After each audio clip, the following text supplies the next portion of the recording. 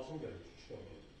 Yerim olishim kerak. Hammalar mahalladagi har bir tadbirkor davlat dastur asosida ajratib ketgan kreditdan hokim tavsiyanomasi, hokimlardan tavsiyanomasi hozir olmoqda, to'g'rimi?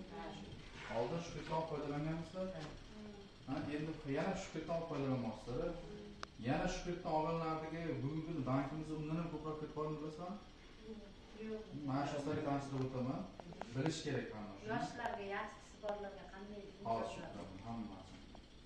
Agarda shungacha hokim yordam tavsiyasi asosida kredit olib, birinchi marta kredit olib, o'sha kreditni yopib, hozir kunda maqsadli shartda vaqtida yopgan bo'lsalaring, bankimiz tomonidan moliya ommabop degan kreditimiz bor.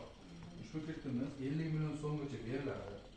50 million so'm ayol tadbirkorlarga 24%, 25% beriladi. Naqd pulda kassadan sanab olasizlar. 3 yilga 6 oy imtiyozlar beriladi. Endi buni qulayligi ta'minotchiga chiqar yo boshqa deyilmaydi. Uni qo'lingizga naqd beriladi.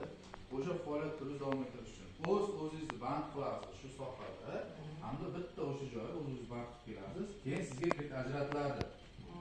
Tushundingizmi? Agar maqsadli ishlatib, kredit axborot markazini qo'shsa yaxshi bo'lsa bo'ldi. Ya'ni siz kredit vaqtida yopgan bo'lsangiz bo'ldi. Bu biznesga siz kirib keldingiz, biznesdan keyingi qadamingiz 50 million so'm demak 30 million emas, endi siz o'sha biznesning egasi bo'lish maqsadida yana ham rivojlantirish maqsadida 50 million so'm naqd pulda kredit beriladi.